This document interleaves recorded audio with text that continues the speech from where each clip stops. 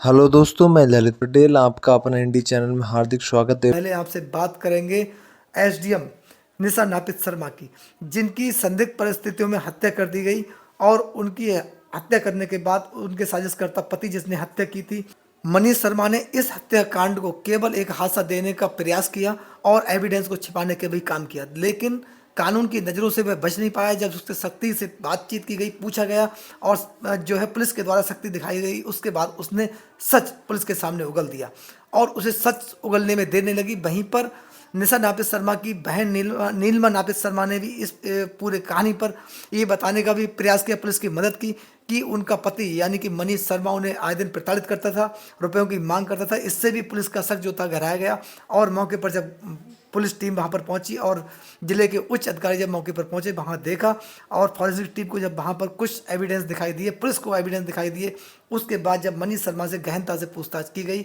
और पुलिस ने जब सख्ती दिखाई, उसके बाद उसने इस प्रकार से सच उगला कि उसने अपना जुर्म कबूल किया ही, लेकिन इसके पीछे कारण भी दोस्तों बताया।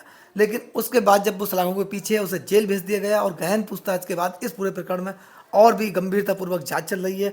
इसमें ये देखा जा रहा है कि इस हत्याकांड में कोई और व्यक्ति तो नहीं था, यानी निशा नापित शर्मा की जो उनके हत्यारे पति मनीष शर्मा ने हत्या की थी, इसमें कोई और व्यक्ति सम्मिलित तो नहीं था।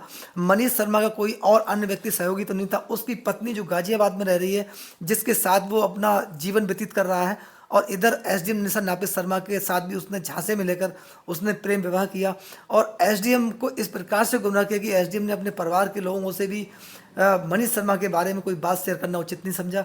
यहाँ तक कि अपनी शादी में एसडीएम निशा नापित शर्मा ने अपने परिवार के किसी भी सदस्य को नहीं बुलाया था। दोस्तों, ये बहुत बड़ी गंभीर बात थी। यहीं पर निशा नापित शर्मा से बहुत बड़ी चूक हो गई और वह मनीष शर्मा को पहचानने में नाकाम रही। दोस्तों, इतनी बड़ी नाकामी केवल किसके पीछे हो सकती है? केवल एक प्यार, यानी कि निशा नापित शर्मा को मनीष शर्मा ने इस प्रकार से अपने प्रेम जाल में फंसाया कि वह उसके साथ शादी करने को तैयार हो गई, जबकि उन्हें इस पूरी कहानी की जानकारी हुई, जब उन्हें मनीष शर्मा की सच्चाई की जानकारी हुई कि वह एक प्रॉपर्टी डीलर नहीं है, वह एक बिजनेसमैन नहीं है, वह केवल एक बस कंडक्टर है और एक अन्य महिला के साथ उसने शादी कर रखी जो गाजियाबाद में उसके साथ रहता है। दोस्तों, इससे पूर्व में भी ग्वालियर में उसके भाई जहां पर उसका पैतृक घर है, वहां पर भी एक महिला के साथ उसने शादी की थी और उसके 6 महीने के बाद ही उस लड़की से शादी तोड़ दी, यानी कि उससे तलाक ले लिया और उसके बाद वह गाजियाबाद में रहने लगा। गाजियाबाद में रहने के बाद मैरिज ब्यूरो के माध्यम से उसकी जो पहचान है वो एसडीएम निशा नापित शर्मा से हुई। दोस्तों, एसडीएम निशा नापित शर्मा को जब ये पूरी सच्चाई, पूरा दृष्टांत उनके सामने आया तो हक्का बक्का रह गई और उन्हें इस पूरे प्रकरण में बहुत दुख महसूस हुआ। हालांकि उन्होंने इस पूरे प्रकरण पर भी मैनेज करने का प्रयास किया, यानी कि उन्हें लगा कि मनीष शर्मा कहीं ना कहीं उनकी सपोर्ट करता रहेगा और उम्र के इस पड़ाव पर जाकर अब उन्होंने जब शादी की है तब इसके साथ ही जीवन व्यतीत किया जाए। लेकिन उसकी धन की लालसा बढ़ती रही और धन की लालसा इस प्रकार से बढ़ गई कि वह उनकी प्रॉपर्टी में पूर्ण रूप से अपने आप को जो था नामनी दर्ज करवाना चाहता था। संपत्ति उनकी और दस्तावेजों में अपने आप को बताओ नामनी दर्ज कराने के बाद वह शायद उनकी हत्या बाद में भी कर देता, क्योंकि उसे केवल धन से लालच था। लेकिन जब वह अपने मंसूबे में कामयाब नहीं हुआ तब उसने एसडीएम निशा नापित शर्मा की हत्या कर दी दोस्तों। और उसके बाद उसने उस हत्याकांड को एक बहुत बड़ा हादसा देने का प्रयास किया, हादसा का रूप देने का प्रयास किया, लेकिन वह अपने मंसूबे में कामयाब नहीं हुआ। आज सलाखों के पीछे है। अब वह इस कृत्य पर इस प्रकार से दुखी है, उसे पता है कि सजा भी होगी, बड़ी होगी, और जो उसका लालच था, जो अन्य महिलाओं का जीवन बर्बाद करता चला आ रहा है, आखिर एक एसडीएम के जीवन से खेलने का उसने बड़ा दुस्साहस किया, जिसकी सजा भी बड़ी होगी और उस सजा को मनीष शर्मा को भुगतना भी पड़ेगा, क्योंकि उसने जो कृत्य किया है, जिस प्रकार से इतनी बड़ी घटना को, हत्याकांड को अंजाम दिया है, इसके द्वारा उसे क्षमा नहीं किया जा सकता। उसके खिलाफ बड़ी से बड़ी कार्रवाई होनी चाहिए, जिससे कि समाज में एक संदेश भी जाए। दोस्तों, अब हम आपसे बात करते हैं बदायूं की जज ज्योत्सना राय की, जिनकी 3 मई को फंदे से लटका हुआ शव पाया गया।